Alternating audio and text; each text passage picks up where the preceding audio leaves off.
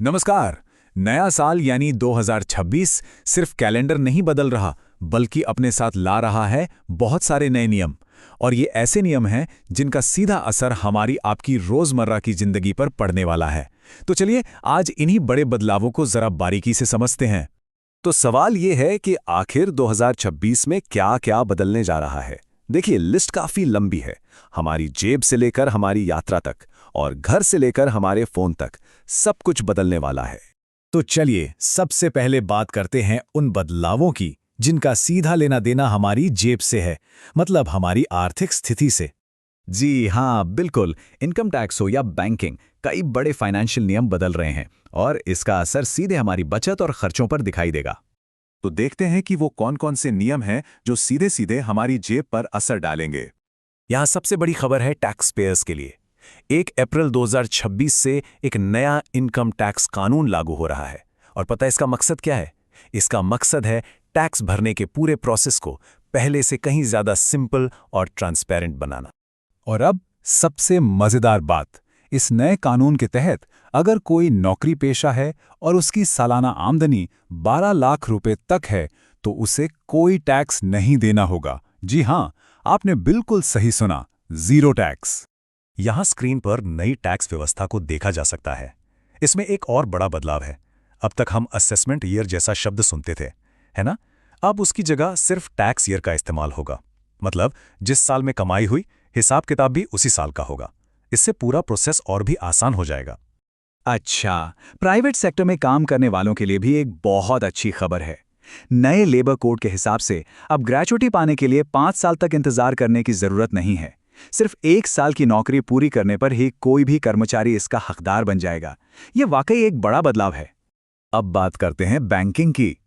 RBI भी ग्राहकों के फायदे के लिए कई बदलाव ला रहा है। जैसे अब सेविंग्स अकाउंट में मिनिमम बैलेंस रखने की झंझट खत्म हो जाएगी। एक ही अकाउंट में 4 नॉमिनी तक जोड़ पाएंगे। और अगर एफडी का पैसा मिलने में देरी होती है तो भी उस पर ब्याज मिलेगा। ये सारे नियम काफी काम के हैं। तो बैंकिंग से तो कुछ राहत की खबरें हैं, लेकिन ठहरिए, कुछ दूसरी जगहों पर जेब पर बोझ बढ़ने भी वाला है। खासकर उन लोगों के लिए जो एक नई गाड़ी खरीदने की प्लानिंग कर रहे हैं। जैसा कि स्क्रीन पर दिख रहा है, JSW-MG मोटर्स हो, निसान हो या फिर एथर, कई ऑटोमोबाइल कंपनियां अपनी गाड़ियों की कीमतें बढ़ा रही हैं। और वजह, कंपनियों का कहना है कि इनपुट कॉस्ट यानी लागत बढ़ गई है, इसलिए यह फैसला लेना पड़ रहा है। लेकिन एक अच्छी खबर भी है। उम्मीद है कि सीएनजी और घरों में इस्तेमाल होने वाली पीएनजी सस्ती हो सकती है। ऐसा इसलिए क्योंकि ट्रांसपोर्टेशन चार्ज घट गया है, जिससे हर यूनिट पर करीब 2 से 3 रुपए तक की बचत हो सकती है। तो ये एक बड़ी राहत की बात है।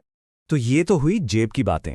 चलिए अब जरा आगे बढ़ते हैं और देखते हैं कि सफर और सड़क सुरक्षा को लेकर क्या नए नियम आ रहे हैं। उत्तर प्रदेश में 1 जनवरी 2026 से एक नया नियम लागू हो रहा है। सभी कमर्शियल गाड़ियों में VLTD यानी व्हीकल लोकेशन ट्रैकिंग डिवाइस लगाना जरूरी हो जाएगा। इसका सीधा मकसद है सेफ्टी बढ़ाना और गाड़ियों को ट्रैक करना पहले से आसान बनाना। जो लोग वैष्णो देवी यात्रा पर जाने का सोच रहे हैं, उनके लिए ये जानना बहुत जरूरी है।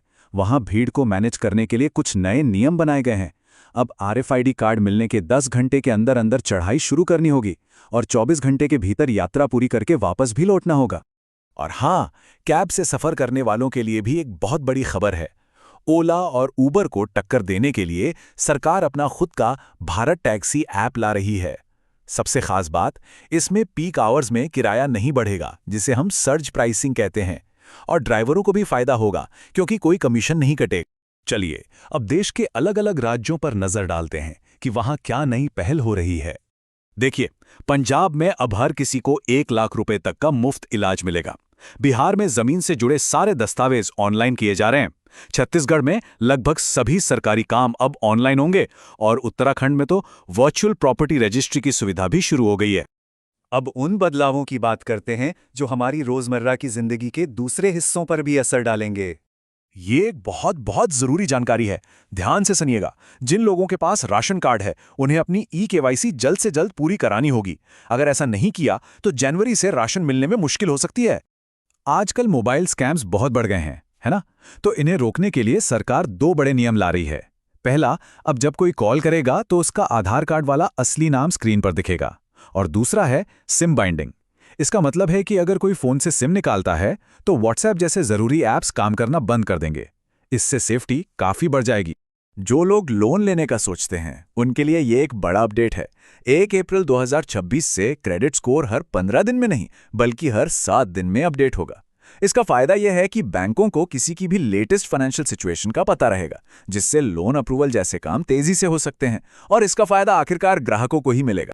इन सब के अलावा भी कुछ और छोटे बड़े बदलाव हैं, जैसे हो सकता है कि नाबालिगों के लिए सोशल मीडिया के नियम और सख्त हो जाएं और पतंगबाजी के लिए जो खतरनाक चाइनीज मांझा आता है उस पर भी पूरी तरह से बैन लगाया जा रहा है। तो देखा आपने, इनकम टैक्स से लेकर मोबाइल फोन तक साल 2026 सच में बहुत सारे बड़े बदलाव लेकर आ रहा है। अब सवाल ये उठता है कि इन सभी बदलावों के लिए हम और हमारा देश कितने तैयार हैं।